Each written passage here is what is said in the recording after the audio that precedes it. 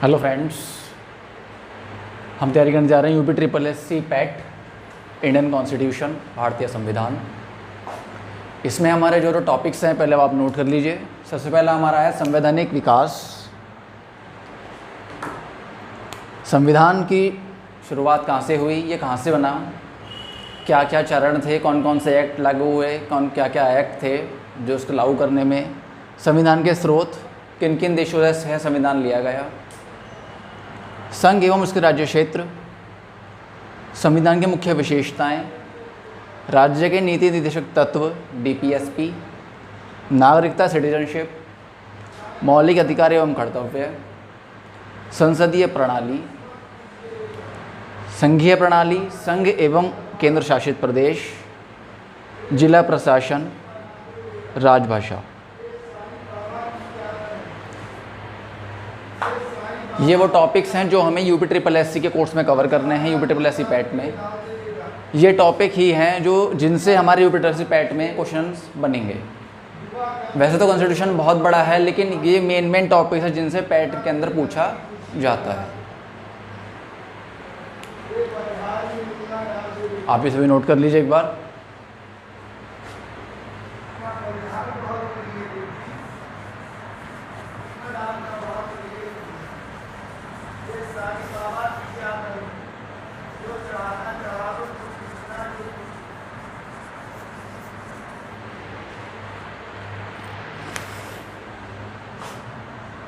सबसे पहले शुरुआत करते हैं हम 1600 का चार्टर एक्ट।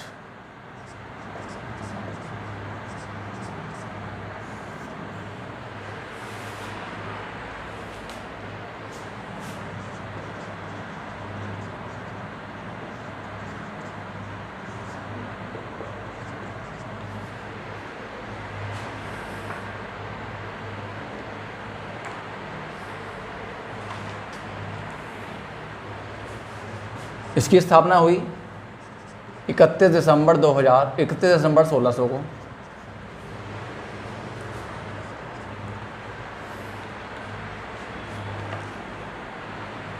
पंद्रह वर्षों के लिए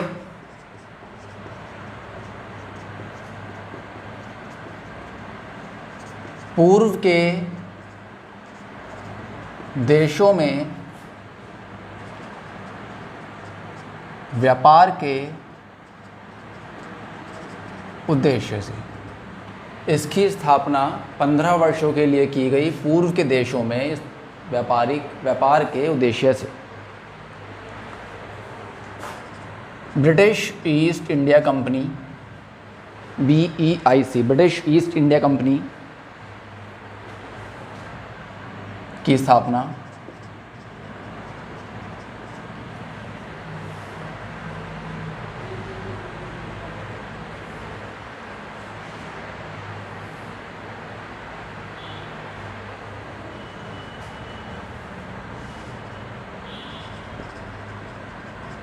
कंपनी का शासन चलाने के लिए, कंपनी का शासन चलाने के लिए इसकी स्थापना की गई 16 चार्टर एक्ट की।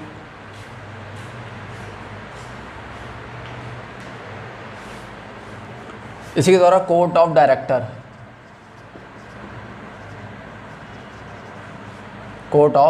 डायरेक्टर की स्थापना।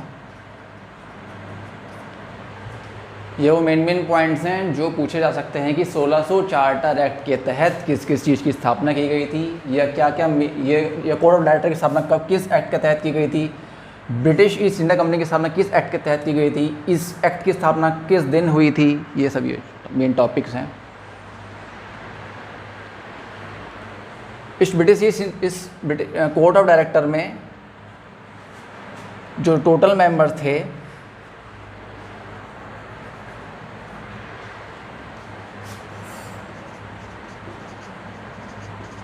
25 मेंबर थे, 25 सदस्य थे, जिसमें से एक गवर्नर थे।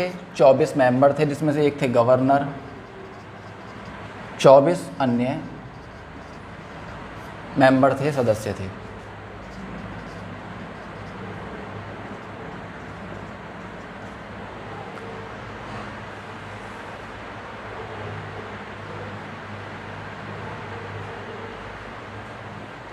अच्छा, एक पॉइंट और, जो कोर्ट ऑफ गवर्नर की स्थापना हुई थी, इसका नाम क्या दिया गया? इसको एक नाम दिया गया था, इसको नाम दिया गया था गवर्नर और उसकी परिषद।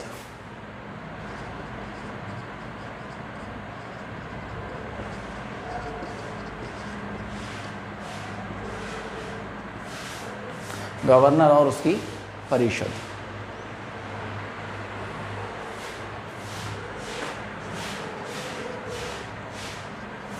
Governor and his council.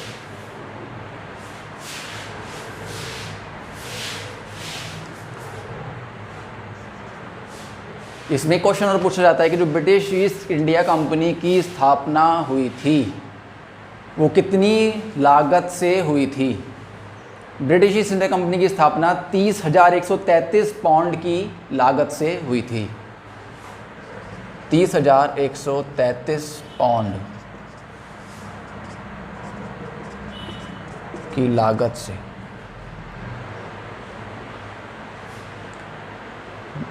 इस 1600 चार्टर एक्ट में जो ब्रिटिश ईस्ट इंडिया की स्थापना की गई थी उसमें कितने भागीदार थे, कितने पार्टनर्स थे?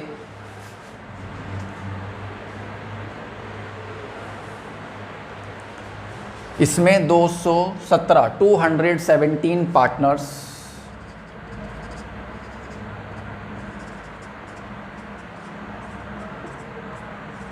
भागीदार थे।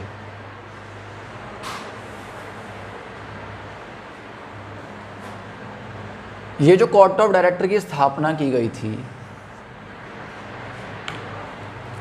ये कितने वर्ष के लिए की गई थी? इसका कार्यकाल कितना था?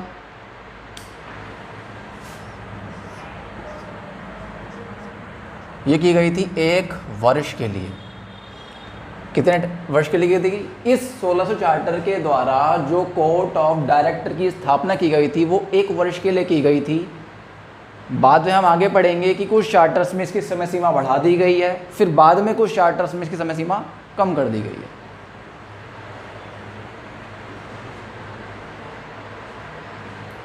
एक बार आप इसे नोट कर लीजिए, फिर नेक्स्ट पढ़ते हैं।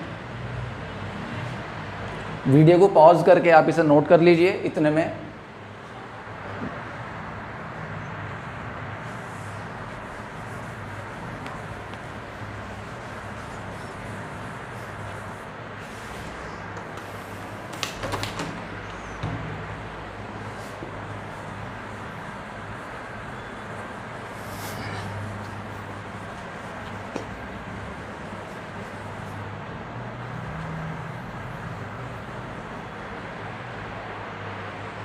नेक्स्ट आता है हमारे पास 1600 के बाद आता है 1773 रेगुलेटिंग एक्ट।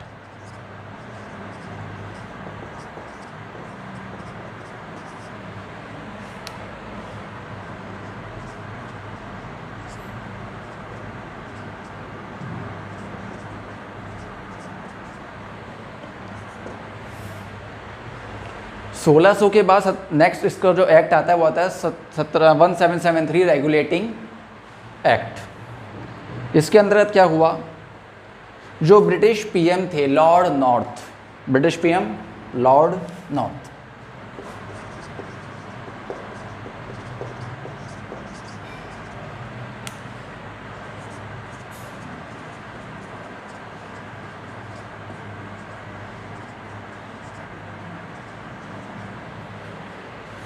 लॉर्ड नॉर्थ, उन्होंने एक समिति का गठन किया।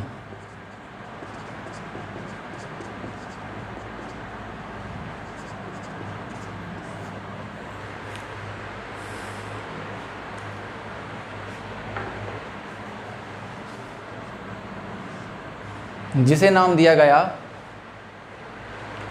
सीक्रेट समिति, गुप्त समिति।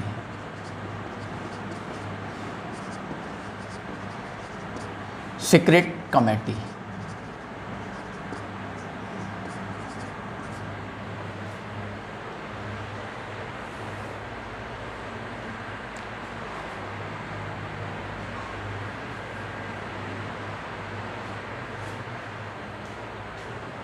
इस इस 1773 रेगुलेटिंग एक्ट की स्थापना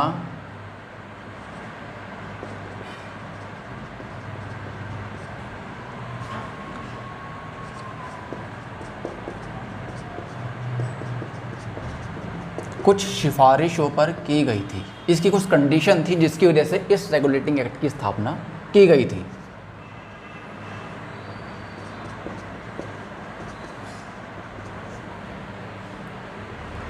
वो सिफारिशें क्या थी?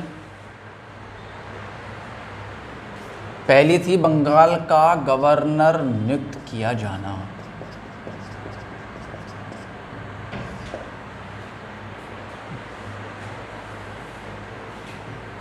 कौन थे पहले बंगाल के गवर्नर?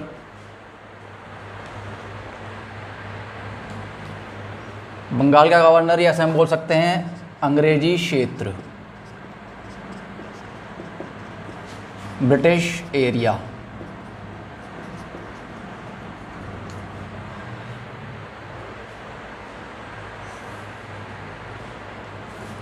बंगाल के पहले गवर्नर कौन थे? Warren Hastings. कौन थे पहले बंगाल के governor general? Warren Hasting.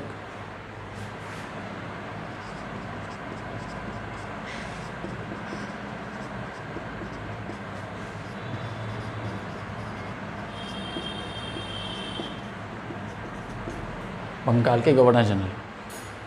Question आपसे यही पूछा जा सकता है, first governor general of India. Question यहाँ से एक ये भी क्रिएट हो सकता है, what is the first governor general of India?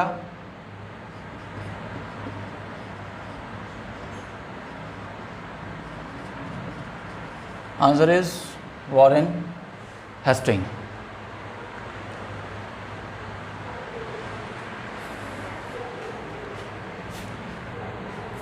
इसी एक्ट के तहत पहली बार सुप्रीम कोर्ट की स्थापना की गई थी। किसकी स्थापना की गई थी? सुप्रीम कोर्ट की स्थापना। क्वेश्चन पूछा जा सकता है किस एक्ट के तहत सुप्रीम कोर्ट की स्थापना की गई थी? 1773 रेगुलेटिंग एक्ट के तहत। कहाँ की गई थी?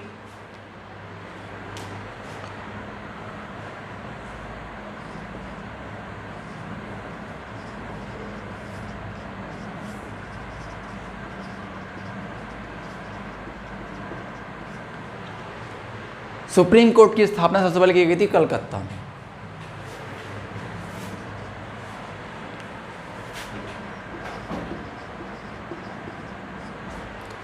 कलकत्ता कब की गई थी? 1774।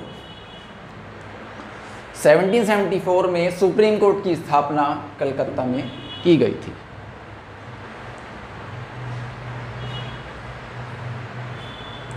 जिसके पहले चीफ जस्टिस कौन थे? क्वेश्चन ये बन सकता है कि सुप्रीम कोर्ट की स्थापना जो कलकत्ता में की गई थी उसके पहले चीफ जस्टिस कौन थे? इसके फर्स्ट चीफ जस्टिस कौन थे?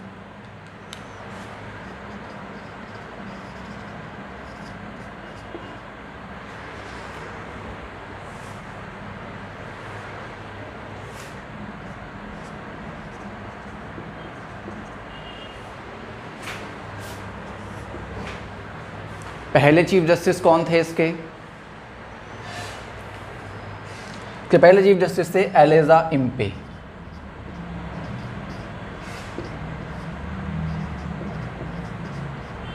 Elijah Impey.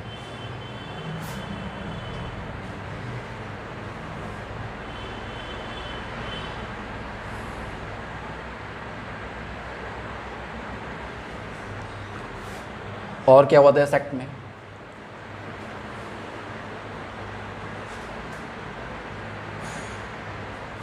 जो कोर्ट ऑफ डायरेक्टर थे, जो हमने पीछे एक्ट में पढ़ा था, कोर्ट ऑफ डायरेक्टर जिनका कार्यकाल 1 वर्ष का था,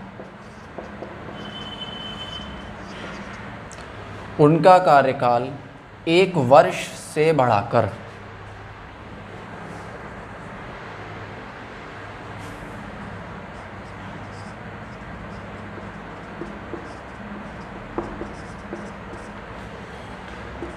4 वर्ष कर दिया गया। क्या कर दिया गया दोस्तों? 1 वर्ष से बढ़ाकर 4 वर्ष कर दिया गया।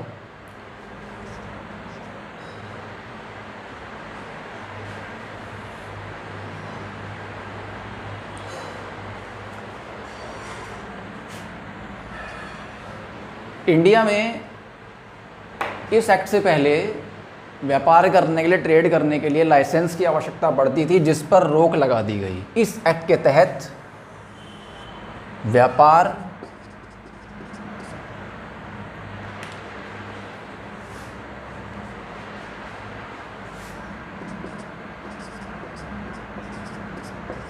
के लिए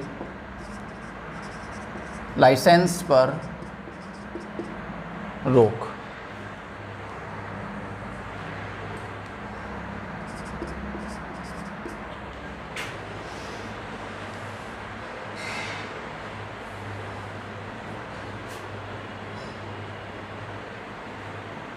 अच्छा, जो वॉरेन हेस्टिंग थे, इनका कार्यकाल कब से कब तक था? क्वेश्चन ये भी पूछा जाता है कि वॉरेन हेस्टिंग जो है उनका कार्यकाल कब से कब तक था।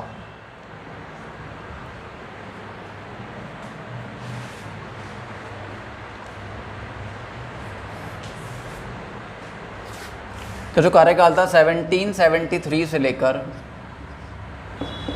1785 तक। नोट डाउन कर लीजिए आप सभी।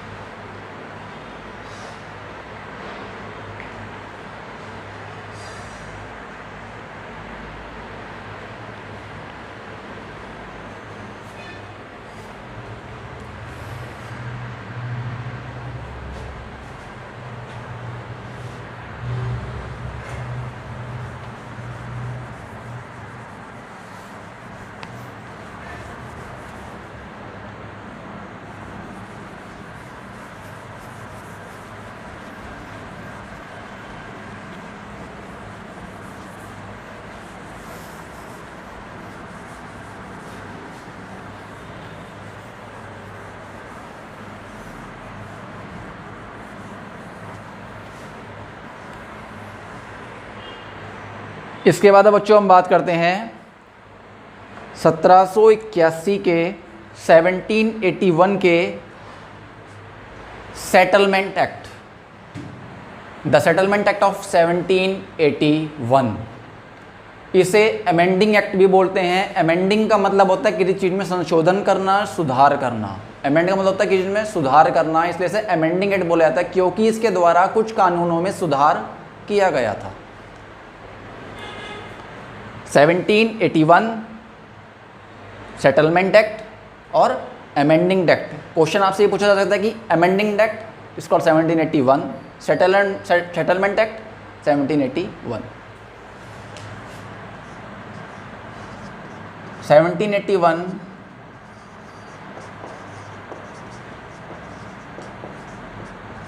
सेटलमेंट एक्ट, या ऐसे हम एक दूसरा नाम दे सकते हैं अमेंडिंग एक्ट।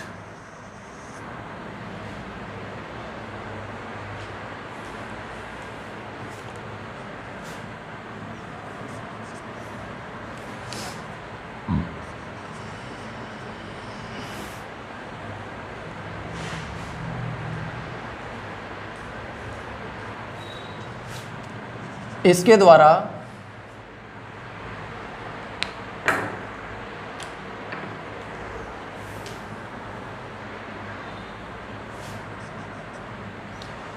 सेवनटीन 1773 का जो एक्ट है उसमें कुछ सुधार किए गए।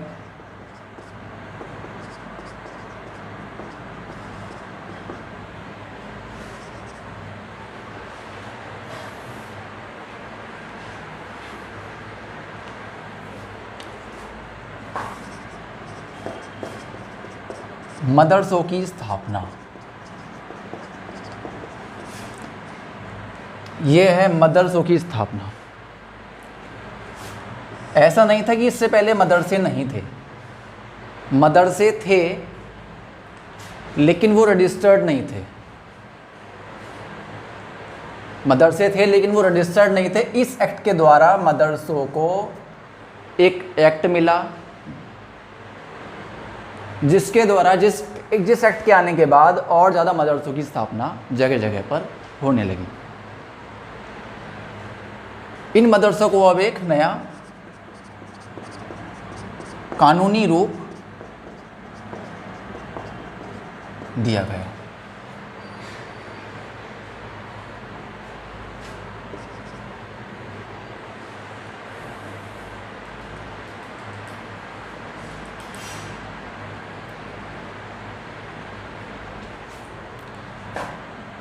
जो कलकत्ता में सरकार थी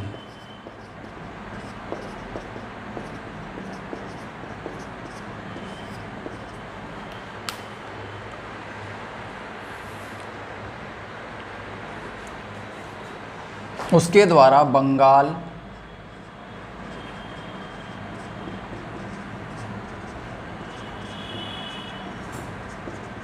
बिहार, उड़ीसा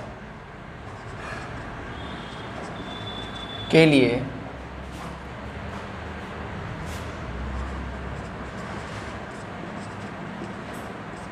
कानून बनाया गया। कलकत्ता की जो सरकार थी, बंगाल में जो कलकत्ता में सरकार थी, उसके द्वारा बंगाल, बिहार, उड़ीसा के लिए कानून बनाया गया।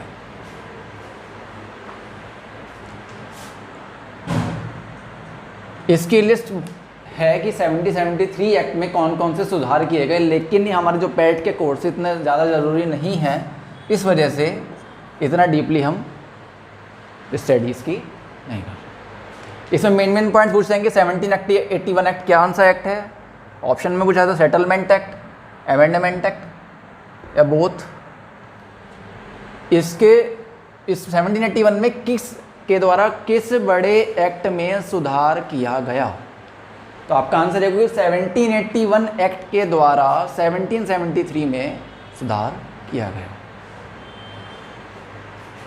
एक क्वेश्चन यहाँ से ये बनता है कि मदरसों की स्थापना को, या मदरसों की जो स्थापना है, जो मदरसे हैं, उनको कानूनी अधिकार कब दिया गया है? उनको कानूनी अधिकार किस एक्ट के तहत दिया गया है? उसका आंसर क्या होगा?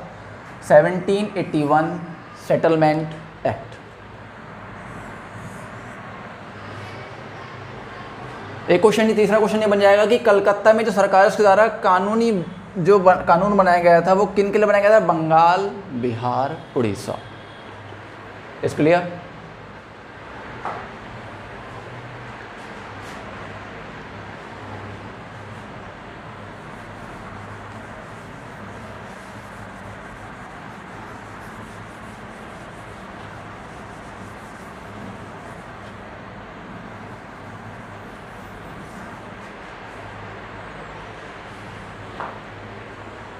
नेक्स्ट आता है हमारे पास पिट्स इंडिया एक्ट।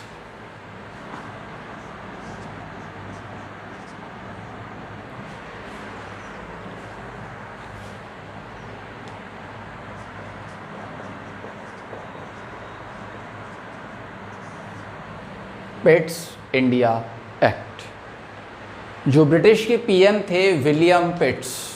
कौन थे? विलियम पिट्स के माध्यम से यह कानून बनाया गया। ब्रिटिश पीएम विलियम पिट्स के द्वारा यह कानून बनाया गया, जिसके द्वारा नई सरकार का गठन किया गया। जो नई सरकार थी उसका गठन किया गया। पिट्स ऑफ इंडिया एक्ट 1784। किसके द्वारा बनाया गया है ये? जो ब्रिटिश के पीएम थे विलियम पिट्स। विलियम पिट्स के द्वारा यह कानून पिट्स इंडिया एक्ट लाया गया।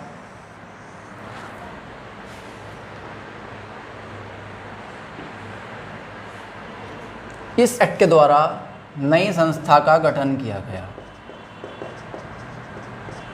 एक नई ऑर्गेनाइजेशन क्रिएट हुई, उसे क्या नाम दिया गया? उसे नाम दिया गया बोर्ड ऑफ कंट्रोल।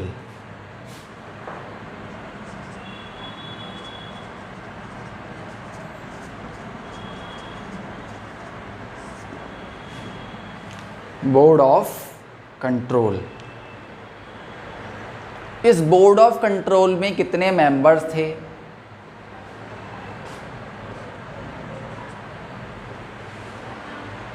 इस बोर्ड ऑफ कंट्रोल में कुल सदस्य जो थे 6 थे। कितने सदस्य थे? 6 थे। इट्स बोर्ड ऑफ कंट्रोल को हम हिंदी में कह सकते हैं नियंत्रक मंडल।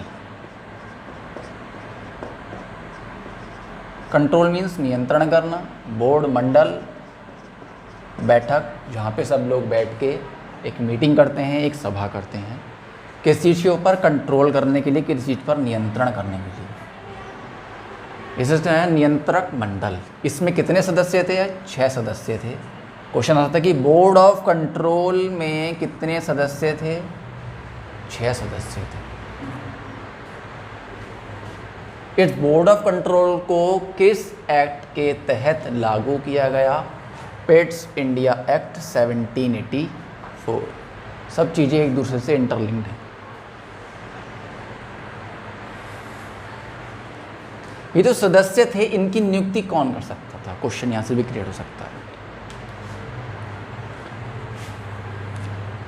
इनकी नियुक्ति करने का अधिकार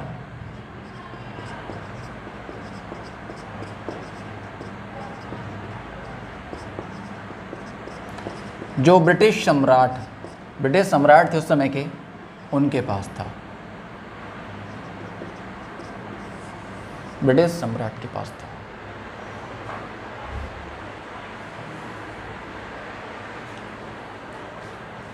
इसके तहत जो हमने पीछे पढ़ा था, जो डायरेक्टर थे या जो कार्यकाल था गवर्नर जनरल्स का, वो 4 साल किया गया था, 1 साल से बढ़ाकर। अब वो 4 साल से घटाकर 3 साल कर दिया गया। पहले 1 साल था, फिर उसे 4 साल किया गया, अब 4 साल से घटाकर उसे 3 साल कर दिया गया। इसमें दोबारा से अमेंडमेंट किया गया। जो गवर्नर जनरल का पद था, जो गवर्नर जनरल का जो पद था या जो उनका पीरियड था, वो 4 साल से घटाकर 3 साल कर दिया गया।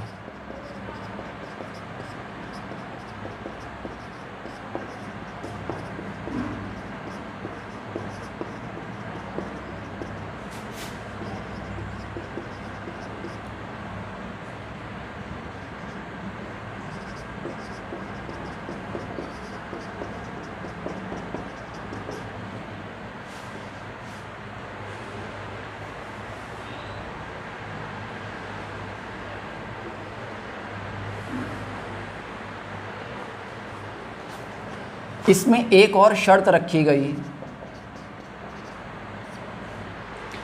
कि जो गवर्नर जनरल होगा, जो भारत का गवर्नर जनरल होगा, उसको इंडियन किंग से, उसको भारतीय राजा से युद्ध करने से पहले, जो भी भारतीय राजा, जिस भारतीय राजा से वो युद्ध करेगा, उस युद्ध को करने से पहले काउंसिल की सलाह लेनी होगी। जो ये बोर्ड ऑफ कंट्रोल है, इसकी सलाह लेनी होगी।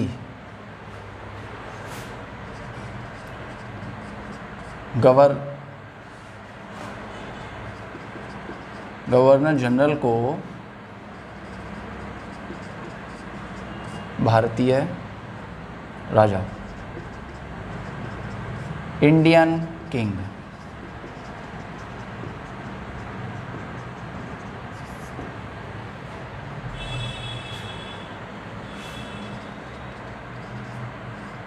से युद्ध करने से पहले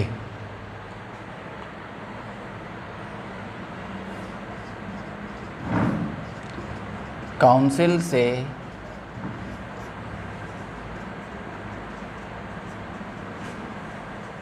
सलाह लेनी होगी।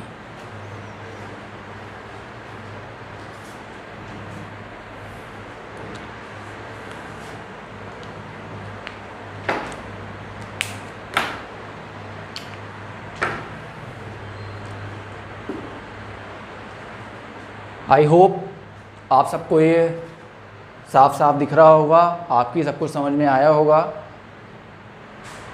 ये मेन पॉइंट्स हैं, ये वो शॉर्ट पॉइंट्स हैं जो हमारे यूपी SSSC पैट के ऑब्जेक्टिव में पूछे जाएंगे। वैसे पढ़ने के लिए बहुत विस्तृत है, आप पूरी बुक पढ़ सकते हैं, लेकिन कुछ मेन पॉइंट्स, कुछ ज़रूरी पॉइंट्स जो हमारे पैट के एग्ज़ाम के लिए बहुत ज़रूरी हैं, उनको मैंने यहाँ पे रखा हुआ है हर एक एक्ट में। मैंने पूरी कोशिश करी है कि मैं कुछ ही पॉइंट्स, मेन पॉइंट्सों को आपके लिए कवर कर सकूं, ताकि जो आपके सिलेबस के लिए या जो आपके न्यू उसमें एग्ज़ाम में आने के लिए आएंगे, जो एग्ज़ाम में आपके आएंगे, उनको ही मैंने कवर किया है। हमने जो आज ये एक्ट्स पढ़े हैं, इसके बाद अभी और एक्ट हैं जो हम नेक्स्ट क्लास में कवर करेंगे। ठीक है, थैंक यू।